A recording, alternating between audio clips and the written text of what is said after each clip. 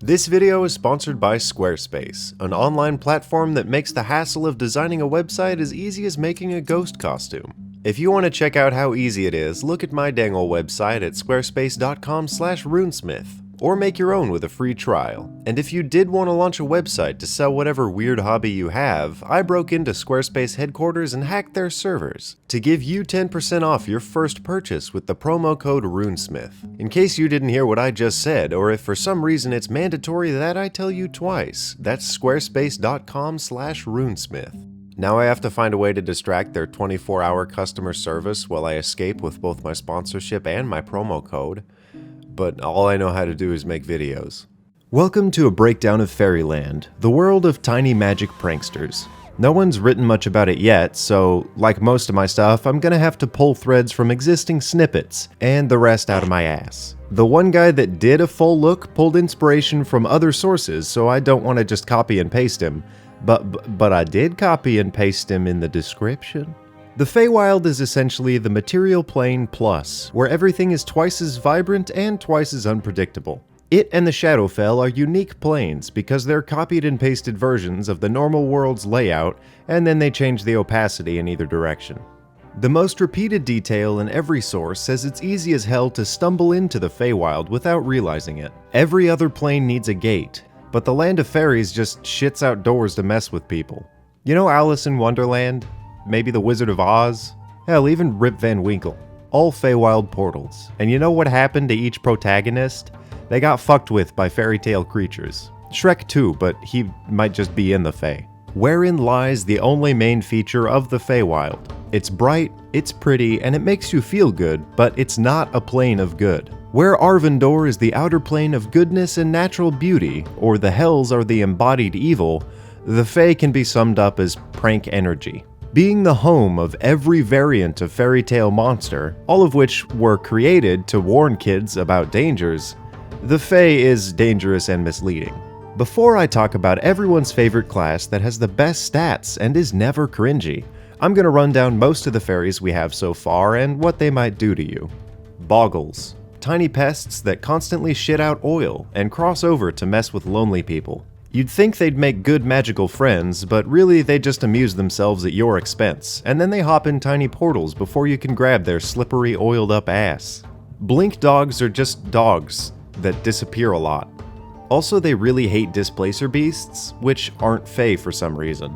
Pixies hold true to their elusive nature as adorable annoyances who never actually fight. They abuse their invisibility, and tie your shoelaces together and misplace your gold, for shits and giggles. Sprites are those tiny things in that one scene from Bridge to Terabithia, and don't really fuck with people. They look at people's alignment, and if they see evil, do evil, they swarm like tiny locust people equipped with bows and arrows. Darklings are cursed assassins who messed with the Summer Queen, so now they can't be in sunlight, and they explode into fireworks when they die. Satyrs have a lot of sex, and they're always drunk. That's it. Dryads speak for the trees, and the trees say, just don't mess with any forest that they're in, or you're as good as dead. Quicklings are just like pixies, but with Quicksilver's superpowers. They live fast, talk fast, and they die faster. Meanlocks are weird evil bug people who embody bad drug trips. If you start to panic in the Feywild, they appear just to amplify that panic. Redcaps are Keebler elves who want your blood to dye their hats. Yeth hounds are— holy shit, what is that? Get it away right now, I don't want it. Chorids are dirt fairies with lasso hair, and are a lot stronger than you'd think. Lastly, Formorians are evil giants with a stink eye that straight up kills you.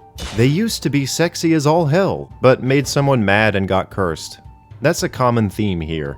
There are also non-Fey creatures such as unicorns, the aforementioned displacer beasts, blights, one ogre, and a donkey, all in the Fey. Aside from those guys, we have the hags who earn their own video, and the elves. The elves are the equivalent of humans in the Feywild, and pretty much the only creatures that build permanent settlements. There's a whole big chunk of history that divided the elves, the Eladrin, and the drow that's covered in More Than KAIBA'S Frothy Hose. That'll either get its own video, or you should just read it in the book. So moving on from that, the Eladrin ended up staying in the Feywild. They're seasonal elves, so they're only employed for like a month every year.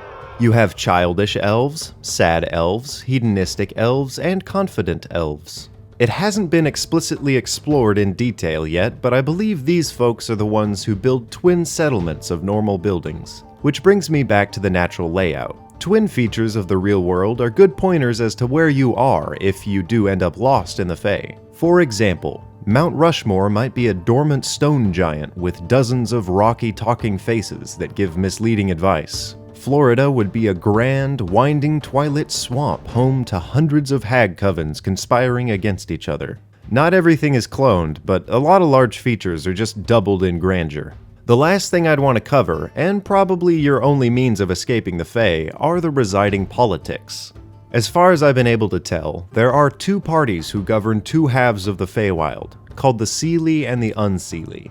Essentially darkness versus light. And when I say that, you thought, oh, so one's good and one's evil.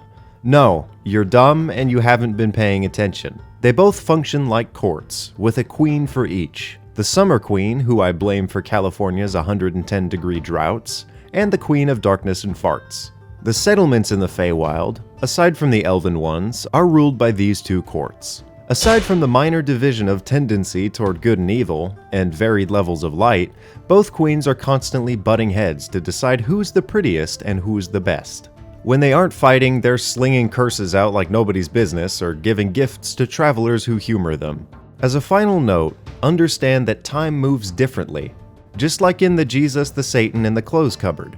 If you're there for longer than a day, the next few days could range from years to minutes, so you might be fucked. Just follow the yellow brick road, meet the Summer Queen, get funny haha pranked, and then ask to go home. Because if you don't, the rest of your days will be spent suffering loose bootlaces under twilight. And that's basically the Feywild.